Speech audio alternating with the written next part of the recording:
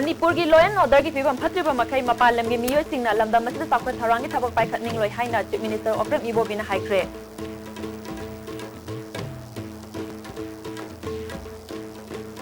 MLA Irabot Congress Party dagi toknana ba ayi beterol pisel lagane haina MLA masana lauthokre.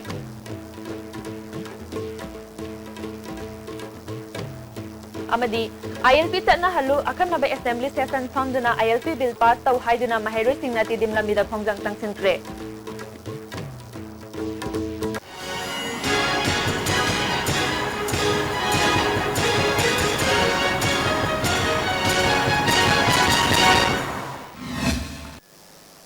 Kurumjari ISTB Manipur pangmiyang tabir punapu taramna oksari pau sing chanongna pijari. Entrepreneur Taukat Nanabagi Pandamda Run Race Respond Northeast ngasi Imphal da pangthokre. Thauramasiga iroinana Kanglada thauramama pangthoki thauramadu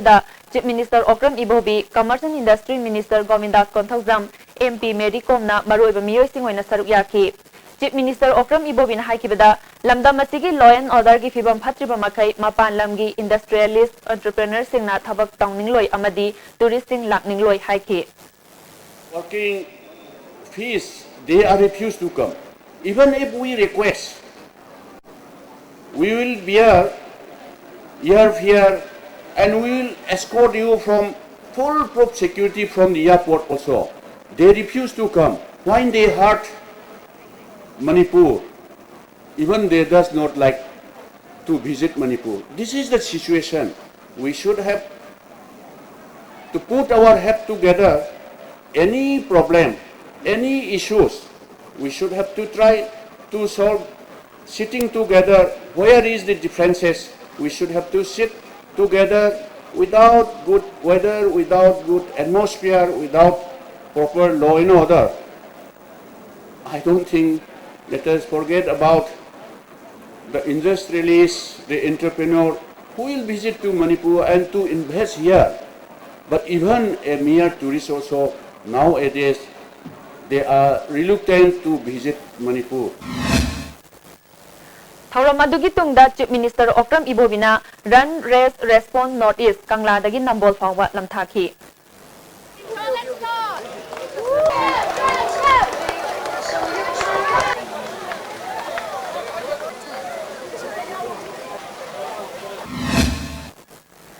Manipur ki Governor Dr. Nazma Heptulana ngasi Kangla Fibam yengsinkre Governor ki khongsat aduda Art and Culture ki Director Dr. K Susila Susaruyaki Kangla manungi historical oiba mafam sing Governor na yengsinki.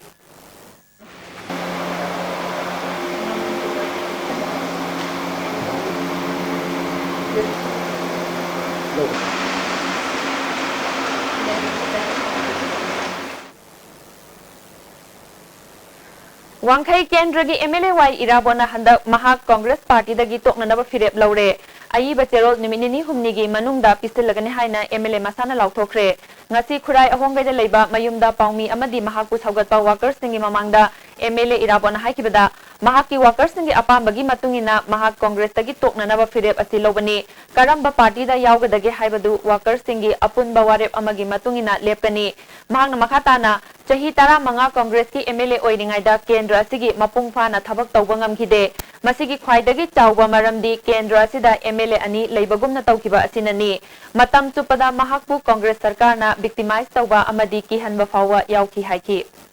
Aduna marang nagi horkwa mang nubene masi isdida mang piriba mandate ki matungana I am says to tender my resignation from holding the Congress Party. Si toro matungda Akrama Party dong yaudega haibasijo and just take the full concerns of the workers of the Assembly constituency. Thank you.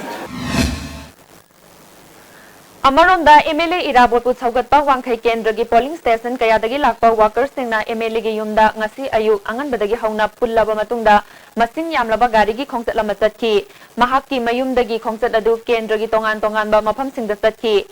Congress MLA oiba pamdre hauzik leiriba Congress sarkar asi pamdre haibana singba slogan kya lauki Congress dagi MLA oiba tokhallaga BJP da yahollasi haiba wafam kaya workers singna phongdoknaki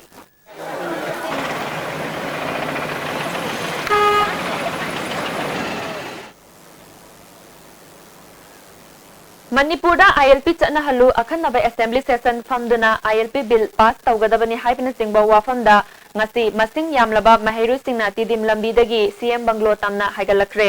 Imphal College Harvard Comet amadi HRD na singbagi masing yamlaba mahiru sing aduna Chief Minister Banglo tamna lakpada Manipur Police na Kwakaithel Bazar mapada thatpadagi makhatana salhankidre mafam aduda mahiru sing amadi police ki marakta chawna muknaba thorapadagi tear gas kamna mahiru sing adubu tan thaiki mahiru sing gi maikai su police tamna nung thomjilaki mafam aduda mahiroi ahum hardware dukan amagi manungda tear gas ki maikhuna maram oiduna wan tharakpadagi laikanaki mahiru sing adu police na takthoknaba hotnabada pungkhai amarom henna changkibaga loinana lambi chathok chasin tawbada chawna apanba pikhi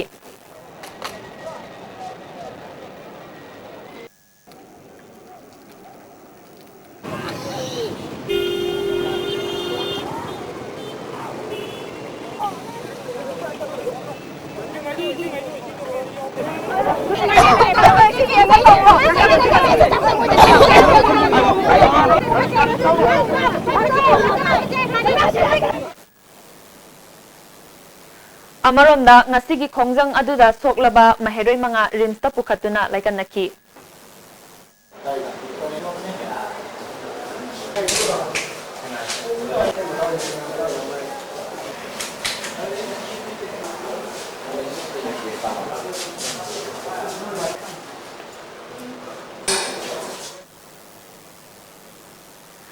Andro Kendra gi MLA TH Syam Kumar gi workers sing nangarang Kendra sida mirep oigani haina sem sariba ex minister Dr. Nimaisan Luang gi mayumda changlaklaga mari mata gi miyoi ahum nongmaina namlaga furam bagal loinana sagai tumna hatkani haina ki helamle hairi Manipur Press Club ta pangthokwa paugi mifam amada upliftment committee Andro Assembly constituency gi president MD Fakaruddin yaungna pangthokiba paugi mifam amada nahakpam bimola kaubi yairipok yambe mathak lekai degi nupi amana phongdokibada MLA gi worker Laurembam Sanjoy amadi Sarungbam Bimolna Nutsingba miyoi tara rom laklaga ngarang nungthil pung anirom tabada ex MLA mayumda changlaktuna mahaki mapuroiba tomba leibra haina hangbaga loinana puthora u haina taksinki makoina taksinkiba aduda nongmai macha amadi achauba amamam puthoraki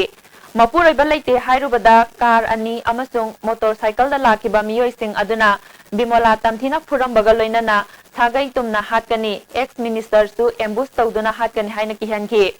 Bimola bu phubada khamluba Rajendro amadi ibemta kauba miyoi ani su furamki Pibam asina imung manung amadi sagai da leitana leiba ngamhandre leibak miyam amadi mari leinaba authorities singna chenaba miyoi sing matik taba terak pibiu haiki mana imung loina tumna ba hatkani nagam sagai ju loina ma loisan gani mana quarter da ki tholo pu khudingi imung nai gani kana no huje akan ma tholo hai da laudmi mana ju adai amuk kaur mai amna kham to e icha nu pa ji ga imong nu pi ji ga na tau ga nu kari no tamna ngang na se hai da na adai da moi ani da won la ga mu phu ma ne mu ma na Sanggon bimon jiga adagi sanjoi hariba nupa jiga na adagi masa khangba moi masa khangda mi tara mu sum yaure adagi masa khangba dana nakpong kaka ga adagi makhagi inau ga adagi kanoga tambaga moi ahum masa khangba moi ahum yaure moi ani jigi manungda aphoida phuru matung da moi lakpase Amaronda Upliftment Committee Andro Kendragi President MD Fakaruddin Sanjoy Amasung Bimolda Siriba Maral Yumpham Yaudabani Makoyani da Fatanungda Thoklabadi Fakaruddin Napugadabani Haina Development Andro Kendra Yaripoka Yambem Branch ki General Secretary Chingakham Manihana Phongdokre Yaripok Yambem Mathak Lekai da Pangthokba Paugi Miphamamada Dr. Nimaisan Luang da ki helami hairiba Sanjoy Amasung Bimolsu saruk yaki Sanjoy na phongdokibada haukiba tang kuntra nahakpam tomba kauba miyoi amana mahaki apokpa kanhai phurakpadagi tamthoknaba tombagi mayumda chakhi mahak mayumda leiramdabadagi Dr. Nimaisan Luangi mayambagi yumda oina thiba chakhibani mafam aduda khatna chainabagi thodok amata thokiba leiti haiki Bimol na phongdokibada Dr. Nimaisan Luangbu ambush tawduna hatkani haina nongmai utna ki halambagi CCTV record lei haina phongdok libasu piba ngamlabadi lekai na piba chairak khudingmak harauna logani haiki General Secretary Maniharna Dr. Nimaisan Luang na Andro Kendra da mirep oigani haina changlaklaga लेकाई थुगाइनबो होटनबसी नुंगाइते असिगुंबा अखुबा politics तौबिगनु हाइकी सुमाय तौदना बोल लेपनी हायरेरगा खुंगंग Cairo लेका से अमग अमग नुक्सिनदन थबक तौबसिदी आइगी मोटके अमदी खुंगंग सिगी इमा event सिंग खुंगंग club organisation मयाम सिगी यंगा तुंगदसु हयें खनदनबा चैनदनबा चित तौरगादी अखोय campaign सु तौबिगनु खुंगंग Cairo लेका काइननबसे सिगी थबक्ति तौबिगनु हाबसे मसी हाजरगा I appeal तौजरी लोनना मसीगी वफम से हारिबा candidate सिनसु वखल इंग तपना बुधरगा अखोय खुंगंग से अमत ओइना नुक्सिनदब लेहुनबगी कंडीशन दु थंबिरमु अमग अमगा नुक्सिनदब थबक से सुक्तौ तहंबिरमगनु मसी अखोयगी कैंडिडेट अमगोइना सोशल वर्कर ओइना सोशल माइंडेड ओइना आई हाजनिंगी मसीगी वफम से अखोयगी मियामदा थमजरी बीजेपी साइटु मंडल न सिंधुना साइटु असेंबली कॉन्स्टिट्युएंसी की नोंगमगी ओइबा पॉलिटिकल अवेयरनेस मिफाममा सनापति डिस्ट्रिक्ट की हैंडबुंग सीसी हॉल द पांगथोखरे थौरमदुदा बीजेपी मणिपुर प्रदेश की vice president Adim Panmei national scheduled tribe Morcha की प्रेसिडेंट खैलियो मणिपुर प्रदेश की वांगांगलोय RK Shivachandra ADC member Yuva Morcha अमदी विलेज चीफ सिंह सरुक याकी आरके शिवचंद्रना कांग्रेसना चाही 15 लेंगाकलकपा असिदा चिंगी मफम सिंगी लंबी थोंगी फिबम फगतले हारिबसी ममिंग खक्तगी ओइरी सेंजा थुमजाना हारबा कांग्रेस गवर्नमेंट मुथतपा मतम ओइरे हाइकी हाना मिनिस्टर ओइरंबा हाउकलेट किबगेना कांग्रेस गवर्नमेंटना पालकपदगी ngasi फाउबा साइटु केंद्रदा मसक थोपा थबक अमता तौद्री हौजिक केंद्र असिदा सेमगत सागलिबसिंग असिदी मियामना अयाम्बा खाइनरगा पाइखतपा ngakतनी हाइकी 올해 배출지 와나 아마데기에만에 덮어치에다가 올해 보험나라 에미 호흡가 비토가 마 야우데 데르지 인디아 데르사 위도싱니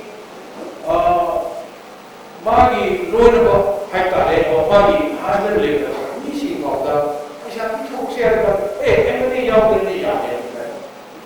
에이 하다들이 에이 로르가를 야마고 에이 와가들이 Yes, yang sini bang, awal apa tu, suhan bang, family bang. Jiribam की सब डिवीजन द लेरिबा बीजेपी की एक्टिव मेंबर पार्टी असिबु थाजब मियोय सिंह यावना मिफममा पीडब्ल्यूडी गेस्ट हाउस जिरीबाम दा पांगथोखरे मिफमदुदा O Dilip Kumar KH Janaki P Biren अमदी एच धोनी मैतै सु सरुक याखी तुंगदा पांगथोकपा पावगी मिफममदा सोथना लेरिबा केंद्र असि चाखत हन्नबगिदमक बीजेपी की मतिक चाबा मिहुत अमा थागतनबा होटनगनि हाइकी नेशनल लोक अदालत की सरुक अमा ओइना ngasi मणिपुर की डिस्ट्रिक्ट खुदिंगमक्ता लोक अदालत पांगथोखरे इम्फाल ईस्ट अमसुंग वेस्ट की ओइना चराप कोर्ट पांगथोखी bank motor vehicle act criminal compoundable case revenue अमसुंग इमुंग मनुंगी ओइबा अपुनबा केस 763 लोइसिनखिबगा लोइनना लुपा लाख 53 लिसिंग 55,959 की सेंफमसु सेटल तौखरे district legal services authority Bishnupur नसु लोक अदालत पांगथोखी सिविल केस अनि यावना रिलीगेशन अमगी अपुनबा सेंफम लुपा लिसिंग 55 सेटल तौखिबगा लोइनना लुपा लिसिंग 90 खोंगतपा ngamkhre मोबाइल कोर्ट सु लिंगदुना मोटर व्हीकल एक की वांगमदा गाड़ी थौबसिंगदगी लुपा लिसिंग 9 चनी फाइन खोंगतपगा लोइनना मोटर व्हीकल केस 53 अमसु लोइसिनखी ngasi थौरमदुदा सीजेएम बिष्णुपुर बेनी ngango जेएमपीसी मोनालिसा माइबमसु सरुक याखी district legal services authority Tamenglong नसु national Lok Adalat state bank of India Noney branch ता पांगथोखी थौरमदुदा CJM Tamenglong A Nautuneshwari advocate Kaisam धने एसबीआई नोने ब्रांच की ब्रांच मैनेजर राजेश्वर सरुक याखी तोंगान तोंगान केस 13 की लुपा लाख 13 लिसिंग 19 की सेंफम यानबा पुरकपगा लोइनना लुपा लिसिंग 19 सु रिकवर तौखी याइथिबी लको लौसिनदुना नमदुना स्पोर्ट्स यूनिवर्सिटी सानबो होनरगलबदी लौ मपुसिंग सुसाइड तौदुना सिजगनी हाइना affected land owners association against the force land acquisition for sports university in Manipur की प्रेसिडेंट एमडी अलीमुद्दीन लाउथोखरे ngasi एसोसिएशन असना सिंदुना जॉइंट सेक्रेटरी एमडी नाजिमुद्दीन अमदी पतादार कयागा लोइनना मणिपुर प्रेस क्लब ता पांगथोखिबा पावगी मिफम अमदा अलीमुद्दीनना मणिपुर गवर्नमेंट असि मथोंग खंगदबा मसाना थोखिबो ऑर्डर सु मसाना कक्सबा गवर्नमेंट अमनी हाइबा खंगबंगमले याइथिबी लौकोन की प्रजा सिंगी अपामबगी मायोक्ता गवर्नमेंट ना ngami haiduna thabak ta tharak labadi misi mina thokani पामदबा थौदो वाथो कयासु थोकनी मदुगी दायित्व सरकार असिना पुगदबनी हाइकी मनुंगदा मखोगी मसाई पोके की पैसा चक्रबनीना तो अदुम निवत मिनै तौबा अमम तौसे दम तौई 44 ये थी कुना वसिदा कारिगुम्बा कंस्ट्रक्शन सी कारिगुम्बा तौबा तारगदी मिसी मिना थोकने गवर्नमेंटना थिंगप खुदिमक्ता कोई इसा society तौबनी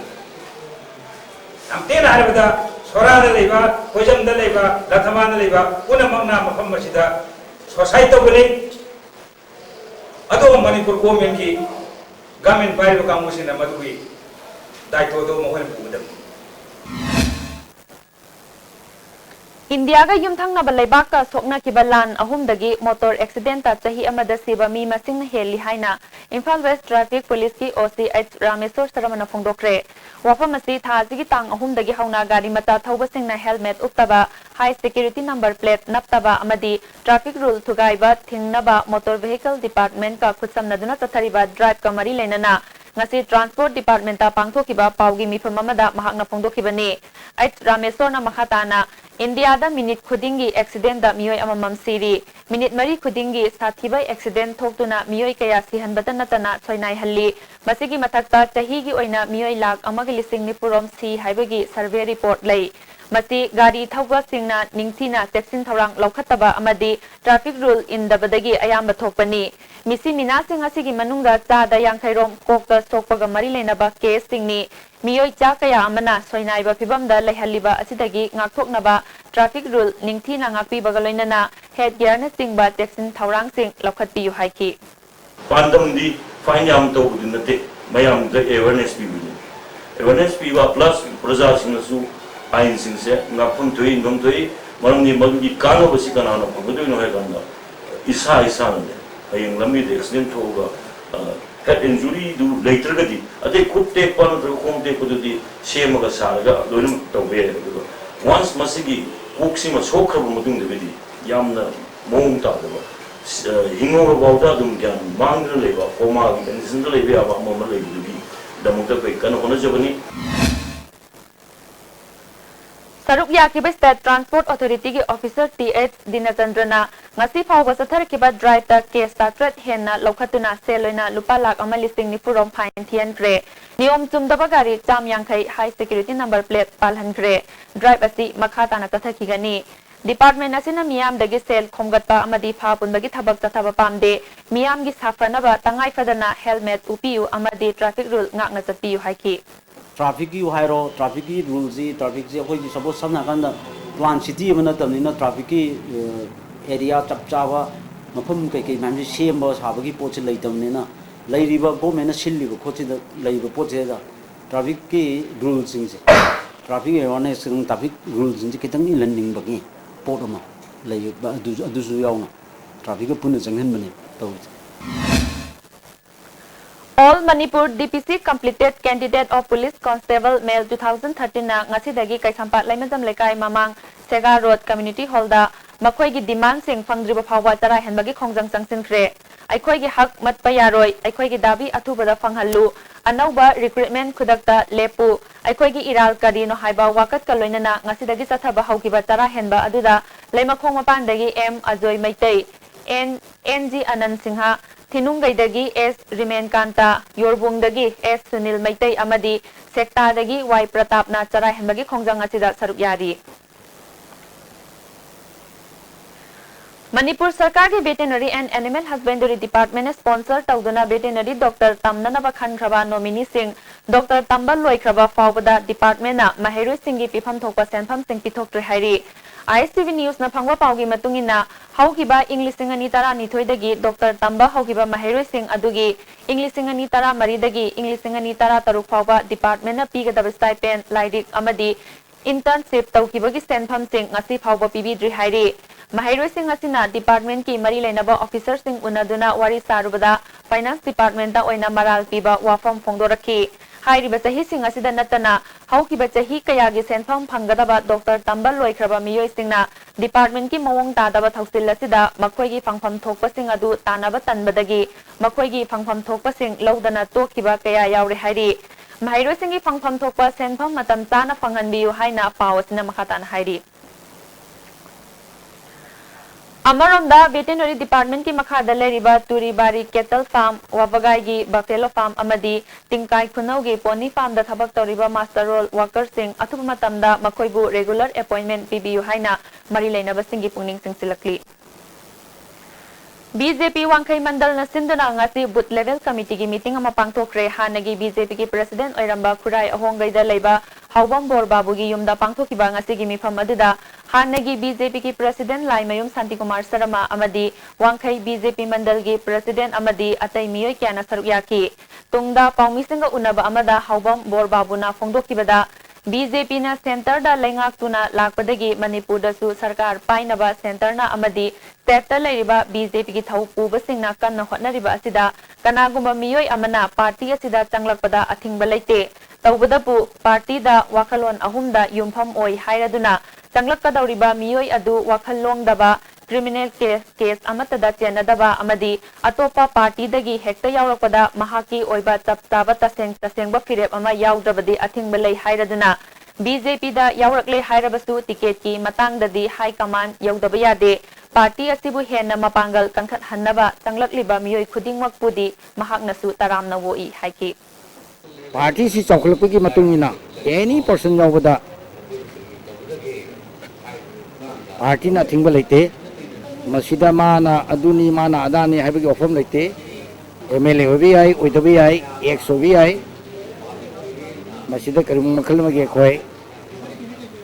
ai oibo opinion dadi even high command amasung lebi state ki amasung center ki high command asina karigumba orsi chumi haragati madu to pai oiba adverse opinion leite Emsu Sandel District Committee nauna semdokre S Manisanabu President L Rokibu General Secretary oina khankre World Suicide Prevention Day ngasi Trained Nurses Association of India Manipur State Branch Nurses Association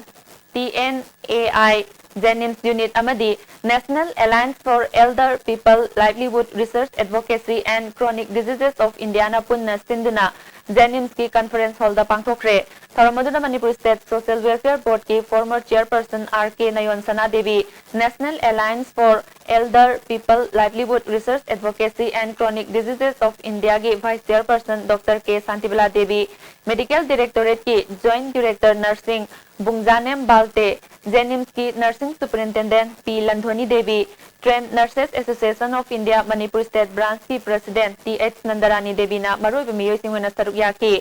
Thauranga mari lenena Dr. K Santibala Devi na haikibada malemgi oina yengbada hauzik minute nifu kudingi miyoi amamam suicide tawduna si haibagi record leire suicide tawbagi maroiba maramsi chada marfutaradi wakhal leinanani chada tarana masado oirakliba fibongi matungina suicide tawbani Manipur Dr. Ayambana wakhal laina naraba miyoi singbu mari lenaba Dr. Singda tana naba khanghandabana matam chana layeng haudabadagi suicide tawduna sikhibagi chang wangli mahangna makhatana haikibada hauzik haugalakliba mahairoi singda lairik tambibagi mawong asina angang singda wakhal laina na hannabagi maram mama oire angang singbu lairik haihaningi bani haiduna makoibu namduna fajin punsinduna thambagi mawongda lairik tamhanbagi mawong asina wakhal laina oiraknabagi maram mama oire masina suicide tawnanabagi chang wangkhalakpagi atawba maram amasuni haiki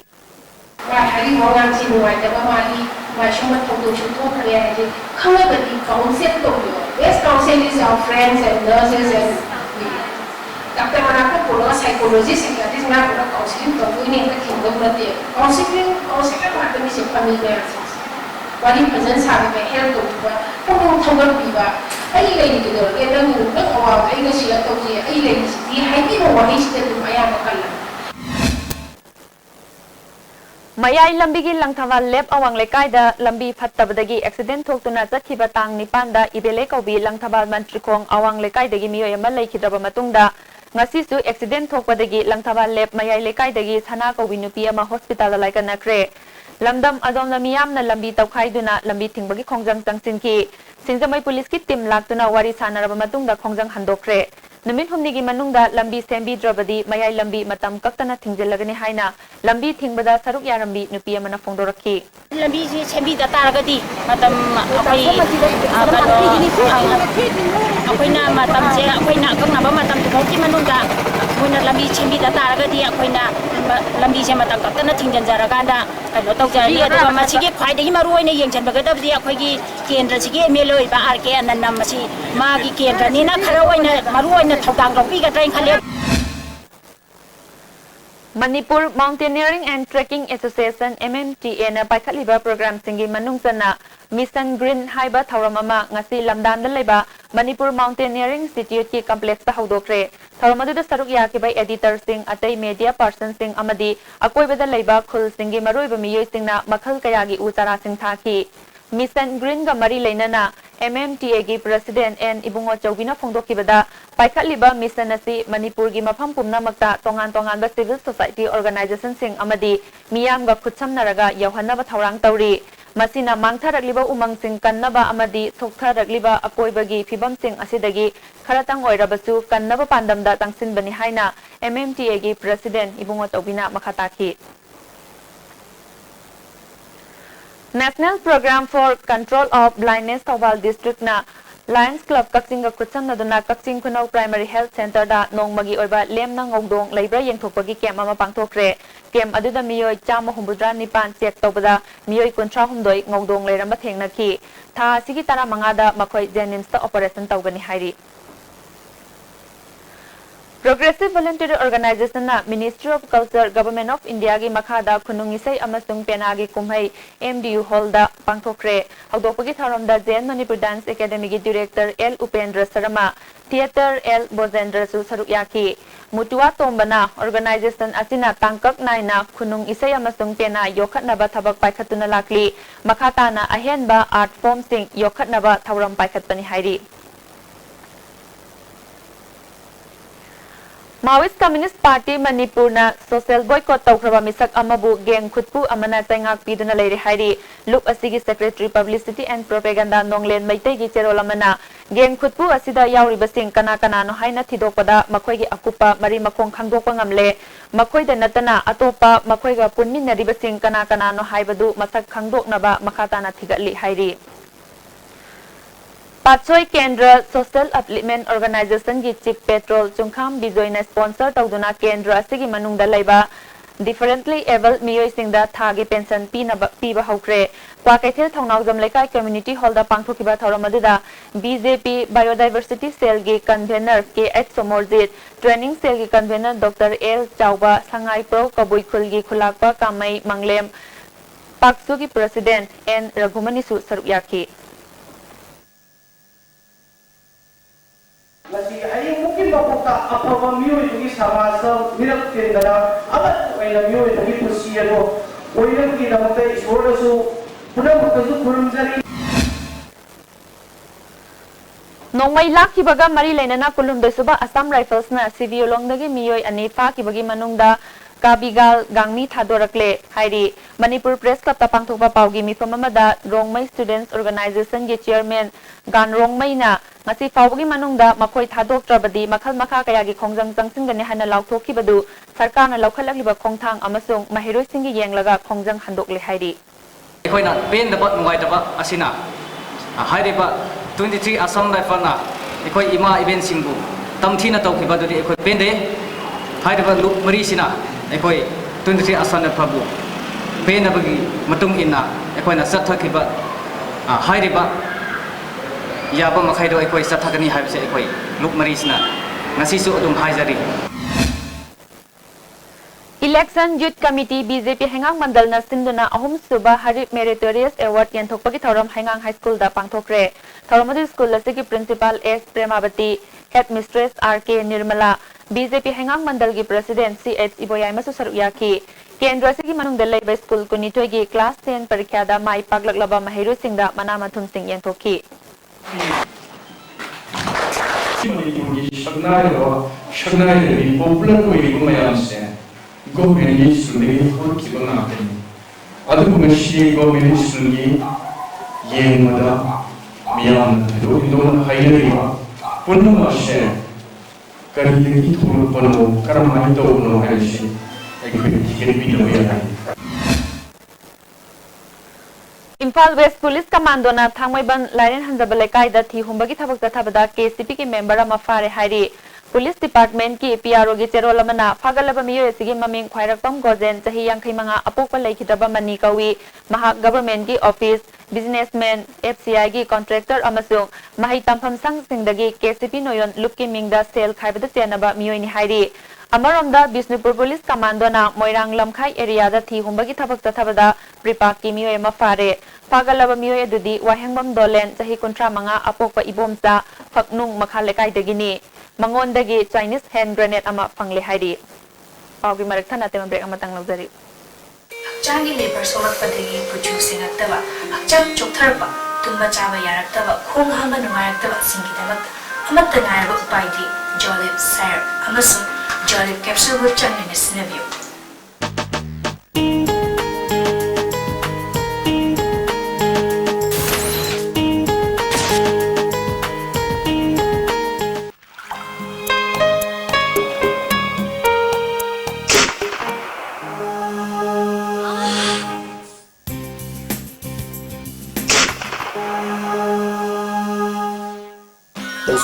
Pain relief ointment. Khwang naba, ok sikpa, tang sikpa, phu naba ni singbada sinaba yarba, lipsap pumna puthok saba Oza. Masi awangnu poki ahanba TMT bars industry ni. Industry asi 1993 ki December thada linkha chekibani. Saiji TMT bars asi German technology na sajabani. Saiji TMT bars asi awangnu poki ising shitka yamna chanai. Aikhoina yum sajabada TMT bars asi sizinajai. Saiji TMT bars sembat sagat pa khudingmak aikhoi gi marup Irudio Coaching Institute behind Bigger Hotel Wahengbam Laikai. Admission open for CBSE SA2 coaching classes for class 9, 10 from 6 October 2016. Second foundation course for CBSE class 12 science from 15 September.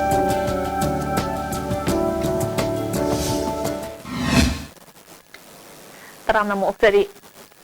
Ibudau Marjing ki ani subak khubam nihana launariba haibong makhong khabam da kontha khabam development association na Ibudau Marjing ki community hall ma hangdokre khubam masi yokhat paga loinana ngasi gi mirol da ahal laman singdagi paktak pihanaba amasung aikoi masel gi marakta thaksi khasi ngakna lehenaba gi pandam da sangle nasi hangdokpani hairi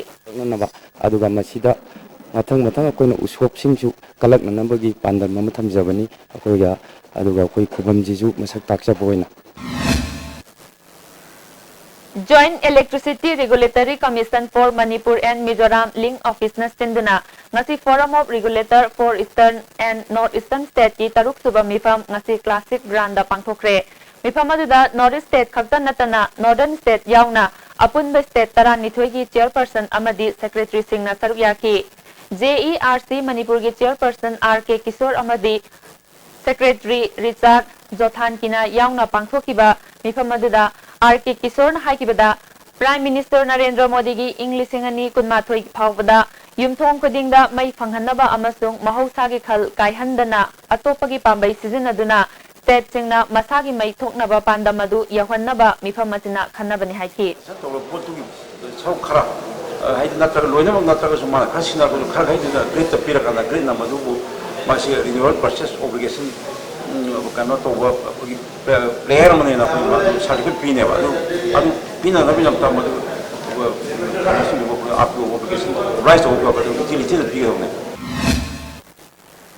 CPI Sora Branch Kakching Assembly Constituency na sinduna nongmagi oiba political conference ama Sora nongsa kaithel da pangthokre Tharmadi State Executive Member Naurem Achauba Sora Branch ki Secretary MD Saidur Rahman su saruyaki mifam aduna lairaba miyam gi khanba lining laison khetnaba leitaba CPI gi mirep ama lakadorba mikhal asida mai pakhanaba hotnaminaba haina warep lokhi lairaba misi mu kuntriba khaidi communist party udi loy malemse lairaba gi si karamna ina kullan karamna manaba samajama yunno nabadana dalan mathul kaya karga nakandana samni gele lepak tu support babu Komunis na pami na si saan mana na hindi na ba? Tamenglong District tasu political party sing na mikhal gi thabak tawram kankhanare Tamenglong Village Council na sinduna political consultative mifamama Katunglong Village Council gi office ta pangthokre tharom gi sarugama oina gari gi rally amasu Tamenglong town gi akoibada chatki Konthawjam Kendrogi Manung Daleba Top Khabida Lamdam Adongi Miyamna Pot Hall Lairiba Mafam Sing Nung Haijinduna Semjinkhre Thabak Adu Maru Aina Rural Area Development Association Imphal West 1 Top Khabina Thaudang Lauduna Satkiba September gi tang taretagi satharakibani hayeng fawba sathagani hairi lambi semba asida local MLA gi mateng amata yaudana sathaba thabakni haina lekai gi miyoy mana phongdorakli Khabi punja sigi lambi gi chatpa yadadana ising chau om lak chau gi bajida aikoi lambi gi chatpa yadabduda local MLA na su tobirakta bajida makoina puksen chauna thopiraktana bajadagi chu mateng lauraga Masi sem da baya de na thopi rakho je ID anna mokoi bu organization ji bu dai thagachari Jiribangi Bapura Dalaiba RK Sanatamba Vidyalaya na Sinduna Tarelak Suba RK Sanatombi de Kam Teachers Day Thauram Pangthokre Thauram aduda ADC Jiribam in charge at Dhananjoy Vidyalaya asigi principal S Maniton ZEO Jiribam S Manjit Kumar Susarukyaki Jiribamgi Mahai Masing Sana Khotnaba Amadi Atai Hiram Kayada Haithoi Singthoi Basing Chahi asigi RK Sanatomba Award Amadi Governor Award Yentokhi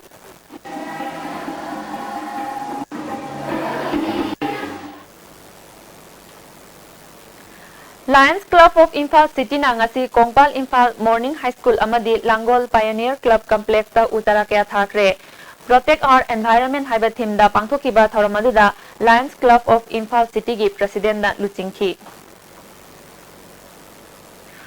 Ukhrul district ki Moiraida Naungna Saba St Anthony Parish Church ngasi sangakre thauramadu Andro Kendra gi MLA TH Syam Kumar Reverend Dominic Lumon NEC gi Secretary Ram Muivane Singba Maruiba Miyoy Kyana Saruyaki MLA Syam Kumar na lupa lakh ama mating pikhi Muslim Singi Kumai Idul Zuha ga mari lenana Manipur Sarkar gi Parliamentary Secretary Muhammad Amin Shah amadi Khetrigao Block Congress Committee anina sinduna chana thaknaba polam kaya miyam da yenthokre Khetri Mayai Lekai da leiba Amin Shah gi mayumda pangthokiba thauram aduda Amin Shah gi loinabi Barika Bandana Sahana Idul Zuha Kumai Muslim Singi Damaktadi Kathokpagi Kumhaini Kumhai Sida Isagi Laijaba Pumnamak Kathokpaga loinana Laita Laira Musalman Islinau Singda Ngamjaba Potlam Sing Lemna Yenthokpani Haiki Kumai asi Muslim Singi Kathokpagi Kumai Kurbani Sacrifice ki Kumai Aibuduni Khetrigao Kendra gisu Kumai asiga mari leinana Ngamjaba Potlam khara Cheng Chini Asathau Sangom Siwai na Chingba Block Congress Committee amasung worker na yenthokjabani Amaramda Idul Zuha ga mari lenana MI Khana Kairao Kendra gi ahaloiraba singda khudol pot pikre dharamagi khetnaba thamdana punna saruk yaminaduna amatoibagi thajanabana apunbagi sakti thagatpa ngamlibani numit asina lakpada nungsi tanaba amasung amatoibagi mari henna chethinnaba hotnaminasi haiki Idul Azha ki numit asida Kairao Kendra laiminariba tongan ba jati furupi marumapang isilina khudingmakna lengbiratuna Kairao Kendra si yamna nungsi chanaba mini Manipur amagumna utna minasi Kairao Kendra na khudam oiraga Manipur da leiriba Manipur imagi nasi ningba kaiba tholakliba tongan na pamdaba thokdok athok asi manghan khisi Idul Zuha Kumai ga mari lenana BJP Manipur Pradesh ki State Executive Member Mayang Lambam Ramesona Soragi imung singda cheng kilo manga lemna yenthokre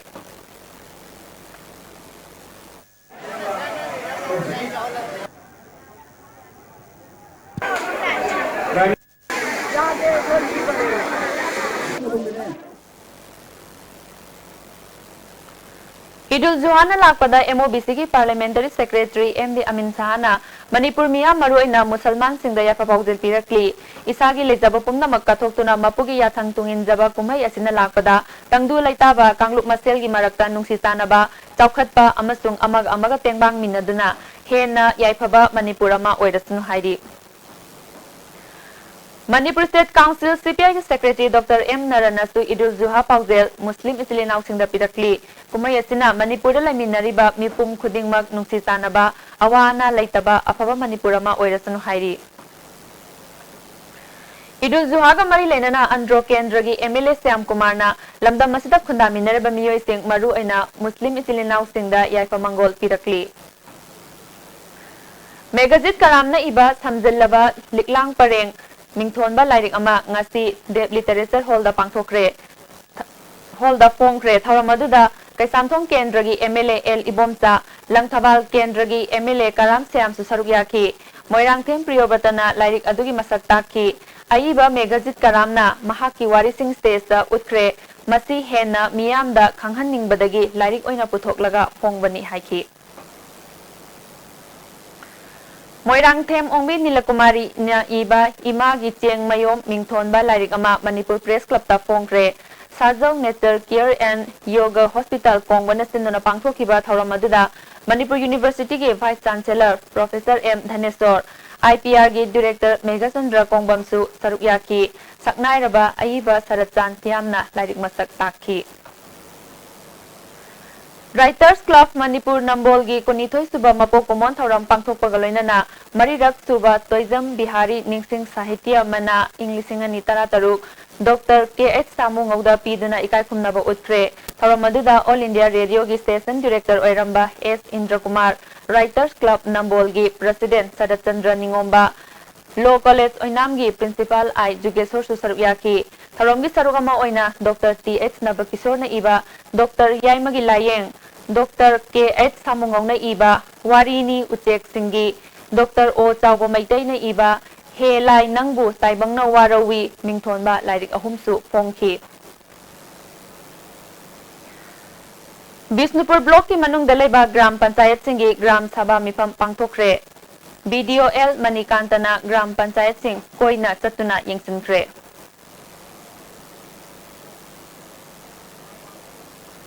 Taubul amasung Nacho Gram Panchayat ki mifamda BDOL Manikantana saruk yakre Sorarel Community Hall da pangthokiba thauramda Pradhan N Rani Pradhan W Robert su saruk yaki Borbati su saruk yaki amaromda Nacho Awang Sorarel Community Hall da pangthokiba mifamda Jila Parishad Member TH Dilip Nacho gi Upapradhan TH Imo su saruk yaki tongan ba resource person singna sakhot tharangi matangda wangangki Tangangai Maning Lekai Dalaiba Aikoi Punna Himinasi Trip and Credit Cooperative Society ge Managing Director Singtham Dharmendrana Society asigi thagi tolop amadi staff singi deposit apunba lupa crore ama makhairom khomjillaga lotre hairi hiramasi matangda mifamama Tangangai Kabuikhul Community Hall pangthokre Society asida thabak tawba miyoi amana phongdorakpada hauji branch taruk leiduna nupa nupi chanirom thabak tawribani Managing Director asibu phangnaba thibada Miyam Club amadi Civil Society Organization singnasu mateng pangbiu hairi Tangani gi hengdegi masi boba thibo khangana leire je sema semaga magi maran matung manchang singasi ekoi staff sing manaraga badi jesi sing semeraga ekoi gi manchang sing matpagi thabak asida laikai gi amadi masi gi mari lenaga civil organization mayamna ekoi gi staff sing go mateng pangbiu haina ngasi ISTV gi thongda mayam pogenzari Eskula Women's College Nambol gi numitari ni chathagadaba NSS camp ngasidagi haukre haudokpagi tharamda governing body gi secretary S Budhachandra principal Dr. N Joy Kumar amasung Dr. L Munindro su saruyaki Clean India Mission gi sarugama oina None Bazar da ngasi lamtu sengdokre RNBA gi makhada Men's Society of None area na chathakibani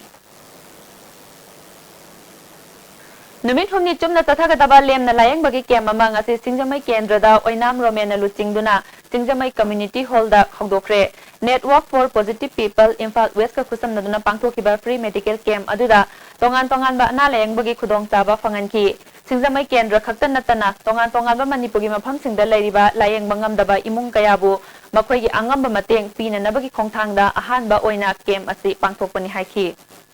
lairiba akoi gi Singjamai Bazada Anabada Naraga Yungmangam Larva Praja Pudimak Ahangna Hidak Langkak Amadi Makogi facility Pudimak and Mivni Seda Karamakai Mating Pangja Ahang Masigi sponsor of zone ISTV की service provider अमा ओइबा मयांग लांजिंग cable network की main optical line था सिगी तरुकी नुंखिलदा यादबदगी network असिना कोनबा मफम सिंगदा signal पीबा ngamludre सेमजिन साजिनबदा मतम खरा चंखिबगी दमक subscriber सिंगना वारोगिदनबा खंगलगली हौजिक सानबगी पाव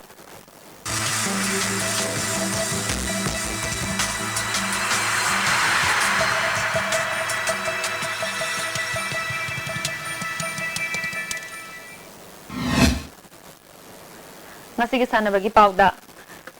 Bisnupur District Badminton Association na district asigi state amadi district championship ta winner oiraklaba sanaroi sing okpagi tharomama Ningthaukhong Bazar Community Hall da pangthokre tharomaduda Ningthaukhong Municipal Council gi K Mani Association gi President L Gaurakishore Vice Chairperson Romasu Sarukyaki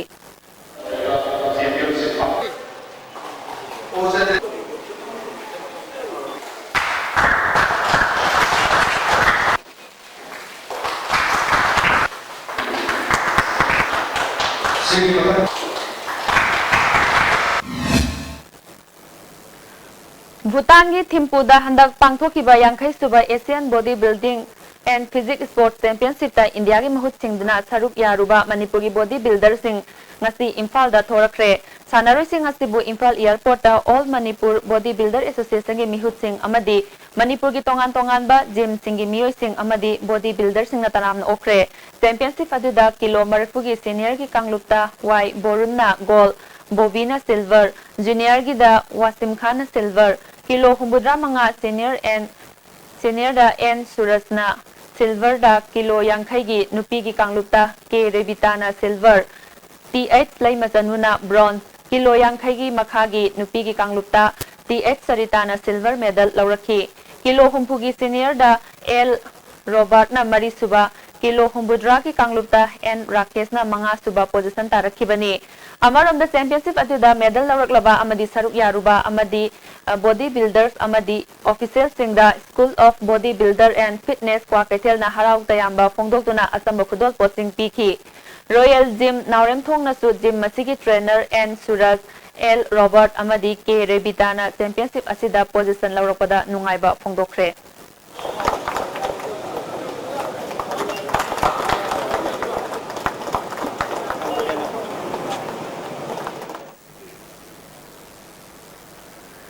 मयांग लांजिंग तनिंगदा चथरिबा 13 सुबह 7 football tournament की ngasi सानखिबा match ता MVC Maibam खुलना KYFA Koirengei बीबू goal अनि सिनोदा माइतिबा पीखरे A Borsan Singh memorial Manipur university inter college football women tournament की ngasi ani suba मैच ओइना सानागदबा वाइखोमनी गर्ल्स कॉलेज लाक्तबगी दमक टूर्नामेंट असिदगी कॉलेज असिगी टीम लौथोखरे मखाताबा सानबगी पाउ बोयाई निंगथौजमदगी अमुक फंगबिगनी ngasi सानबगी मखाताबा पाउदा state league football all Manipur football association की मियंग मखादा खुमुक्सम इंगोसा सिंह मेमोरियल ट्रस्ट ने स्पॉन्सर तौदुना इम्फाल की मपाल कांगजेबुंगदा मणिपुर की मसक नारब टीम 12 सरुक यादुना ममांग थागी तांग 12 के चथरिबा सही असगी 13 सुबा मणिपुर स्टेट लीग की ngasi सानखिबा मैच दा SSU सिंगजमई अमदी क्लासा कैनो गोल अममम चनदुना ड्रॉ चटखरे SSU सिंगजमई की गोल अदु MD सैरोरमहन्ना मैच की 53 सुबा मिनिट चनखी क्लासा कैनो की गोल अदुना लामिंगथांग तौथांगना मैच की 52 सुबा मिनिट चनखिबनी मैच असिदा SSU सिंगजमई की सानरोय MD इमरान खान अमदी क्लासा कैनो की सानरोय के जोली P अजांगपु कबुइदा सेंट्रल रेफरीना येलो कार्ड पीखी ngasi सानखिबा मैच असिगी मतंगदा मैच कंडक्ट तौखिबा सेंट्रल रेफरी की डिसीजन पेंदबगी मतंगदा क्लासा कैनो की टीम कोच M देवेन ना फोंदोखिबदा अदो यामना क्रिटिकल तजादा रेफरी की डिसीजन से हे ओथोर पसना मैम चु बिरंगनी लाइन्समैन ना थांगलगा रेफरी ना डाउन तौ हाइबा अदिगी अंगा अमे सीरियस फाउल पूरा पेनल्टी कनो दनी अदा असिना होल क्रेंटा हारम दने कैमबो येंगम दने गोल छाननबा सिगी कनो सिगितंग आइखोइदी मणिपुर की फुटबॉल सुबु नुसिबिबा हाइजब तारे मणिपुर फुटबॉल योखत पिनिंगबा मयामना मसुकुबा कनो सिदी मतुंग थोकनबा चेक तौजनी अदुगा आइन अमतंगा अपील तौजनिंगबती मणिपुर लेबिरिबा लाइन्समैन आदि रेफरी की कनो लेबिरिबे चेनाउसिंगो कुलगा ngang चदे याम फै मणिपुर पिकसु पिक रेफरी थोपिरप याम फै अदुबु खितंगदी Manipur sentiment khangna haibdi club ama semga da du mati ko yam changre adu mati huge amount ne ko ne changi se club lai ba ngam tani Manipur ki club tori bisi je loi lai ba ngam tani sigi po che ketang khambiraga decision tu di kitang yeng bi bati phani na chimtang ay apil to Amaronda SSU Singjamagi coach L Dhone na central ki khungbi ba yam thoya chang yaw di ko yam thoya chang yaw na magi internationally chang na magi power lai na khong ba ba tang bijan ja moi da yening da ba di license assist to ga ma ga ling ni da ba ko ma ka adu ko tang ni ko ya ni am koi na khong ba di ai asin hajin ga to ma akoi na ujari di ma ga hard work man tin jari ba chung jari ba to yam thoya yaw na khong na ni ko dai abudu assist chile ma ga amana offside ha gela offside chi kai ga ha gela ino hai kan da offside ta ha ma long khathari ni kai ga offside mo ji defender na pije ko ko ba adu gi ani gi ling ni na ga do ko ko si ni pe ni ma tang da alo ya mi ko aphaba wei na ko ni ha ji ni Sathariba League asigi hayeng nungthil pung ani tabada Trukpu Nambol amadi Traukwa Kaithel ga sanagani University Football Department of Sports Manipur University na sinduna University asigi Sports Complex ta team mari na saru yaduna tha asigi tang mapaldagi sathariba Airborne Singh Memorial Manipur University Inter College Women's Football Tournament ki ngasi sanakhiba ahanba match ta NG College Lamphel Fatna Manipur University Kanchipur bu goal taret amada maiti bapikre NG College gi mai papugi goal singadu dangmai Grace na goal mari chanki TS Kaina Kumari na goal ani amadi Laisam Asarani na goal ama chanduna match asi mai pakhibani maiti oraba Manipur University gi amatangarba goal adu CIS Binomalana sankhibani sathariba tournament asigi anisuba match ki sanakhibada NG College Lamphel Patna Biramangon College Sombungbu goal ahum anida maiti bapikre NG College ki mai papugi goal singadu dangmai Grace na match ki manga suba kunthani thoi suba madi nifu taruk suba minute chanduna match asi mai pakhi Biramangon College ki maiti horba Biramangon College ki goal ani duna N Bor Kaina amadi L Amitana match ki taruk suba madi kulumdoi suba minute sankhibani tournament asigi round robin ki match sing sanaba loikibada NG College na point taruk phangduna ahanba Biramangon College na point ahum phangduna ani suba takre Sathariba tournament asi hayeng loisil lagani loisan bagi thoramda Manipur University ki Dean of Student Welfare and Mohilan Assistant Director of Sports Manipur University ki Dr. C.S. Pradip tournament asi ki donor Dr. A. Joy Chandra madi Manipur University Sports Committee ki Executive Member Dr. K.S. Joy Chandra na thoram mapu sing oigani haring aroiba match ta NG College amadi Biramangon College Sombunga sanagani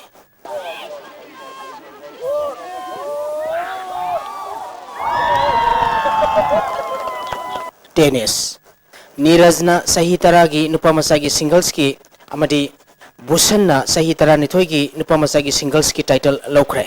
Manipur Tennis Association na sinduna Lamphel Pat Officer Club ki tennis court tennis sanroi nupa amadi nipimasa kunthar tare na saruk yaduna tang nipal dagi sathariba taramanga suba Governors Trophy Junior Tennis Championship ki ngasi sanakhiba Sahitara gi Nupamasagi singles ki final da Nirajna Shankarbu mini set mari sino mari amada maiti bapiduna championship asigi title lokibani amaromda Sahitara nithoigi Nupamasagi sanakhiba aroiba match ta Bhushanna Maheshpu set ani sino taruk ani da maiti bapiduna championship asigi title lokhi amaromda Sahitara marigi Nupamasagi singles ki final da Bhushan amadi Gaurokpa sanargani sathariba championship asi hayeng nungthil pung ahum tabada Manipur Tennis Association ki President T Pamaina thoram mapu oiduna loisel lagani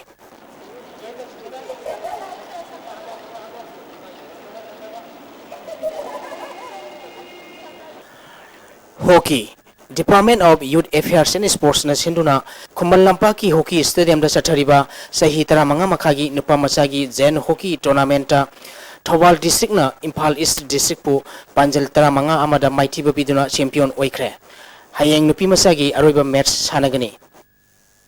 Sandel Football District Sports Association Sandel na sinduna Liwa Sarai Football Ground da mamang thagi tang tara nipal dagi team tara na group ani thong na khaidok tuna sathariba First Division Football League ki ngasi sanakhiba match ta CYCC na LDLFC bu goal ahum amada maiti bapikre ani subha match ki sanakibada LSYC na JYC bu goal amasinoda maiti bapiki Kiamgui Football Foundation for Living Kiamgui Mamang Lekai na sinduna Football Ground Kiamgui Mamang Lekai da Team Nepal na saruk yaduna ngasidagi Jananeta Hijam Irabot Nixing Thorum Open Football Tournament hokre. Hokdopagi thorum da Kairao Kendragi MLA Thamarjit Karam Kiamgui GP ki Pradhan K Subhas Imphal West ki SDO Lampen Banti Konthokjam Imphal Public Higher Secondary School ki Principal Assam Kennedy Junior Mr. Asia Nepram Kisan Amadi Special Contractor LC Ramesh na thorum mapusing oiki. Ngasi ahuba nimit ki sanakiba match ta LLK Karamna SYDA Kawabu goal manga anida maithiba pikre. LLK Karamgi mai papugi goal singadu Amarjina goal mari amadi Dinkuna goal ama chanduna match asi mai pakhibani. Maithi orba SYDA Kawagi goal ani aduna S Opendrona sankibani. Kundrapam Football Imphal East District Football Association Sinduna KC Ground Kundrapam da Sathariba Wairangthem Ibobi Memorial First Division Football League Tournament ki ngasi sanakiba ahanba match ta Star Club na MSGAU Hata Golapati bu goal ahum sinoda maithiba pikre. Star Club ki maipapugi goal singadu TS anina goal ani sankhi atopa goal aduna L Roshan na sankibani. Ani suba match ki sanakibada SSC sector na Nesu Khurai bu goal ahum amada maithiba pikre. SSC sector gi maipapugi goal singadu Naubi Sanjoy amadi Olen na sankibani. Nesu Khurai gi amatangarba goal aduna Ratan na sankhi. Amaromda association asina sinduna ground asida sathariba Maharaj Kumar Gharnendajit Memorial Super Division Football League Tournament ki ngasi sanakiba ahanba match ta YOSC Khuraina 11 Star Sporting Union akampatpu goal ahum anida maithiba pikre. YOSC Khurai gi maipapugi goal singadu ai Celesna goal ani sankhi atopa goal aduna ke Ibotombina sankibani. 11 Star Sporting Union akampat ki goal ani aduna Frankie Hangsing amadi N Ramesh na sankhi. Ani suba match ki sanakibada UPSA Pukhaungna Nipso Kaibibu goal mari amada maithiba pikre. UPSA Pukhaugi maipapogi goal singadu N Rajuna goal ani sankhi atopa goal aduna N Ramchandra amadi Y Nilasandra na sanduna match asi maipakhibani. Maithi orba Nipso Kaibigi amata ngarba goal adu S Deepak na sankhi.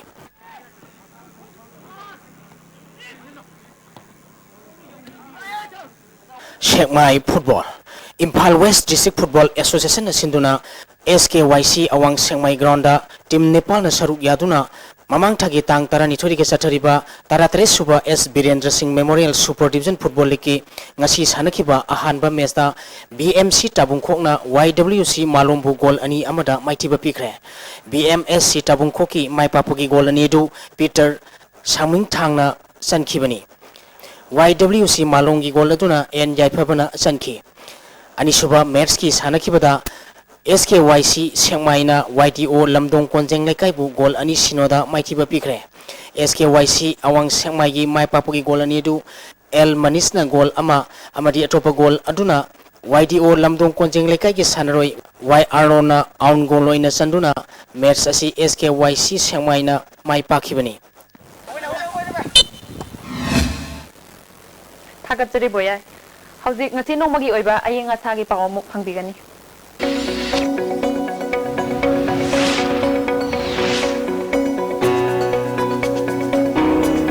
ICAR Lampen Patagi Phangba Paugi Matung ina ngasigi khwaidiki sakhiba degree Celsius kunipal dasmik mari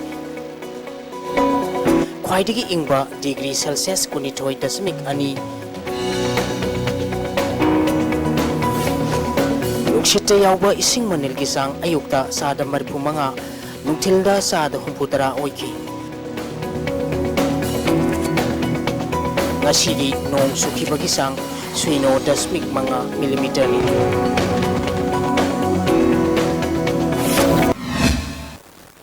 Aroy bada maroy bapaw amukhana. Manipur ki law and order ki pibam phatriba makai mapalam gi miyo singna lamda masida sakpa tharangi thabak paikhat ning loi haina Chief Minister Okram Ibobina haikre. MLA Irabot Congress Party da ki topna na ba ayi veterol pisel lagane haina MLA masana laukhokre. Amadi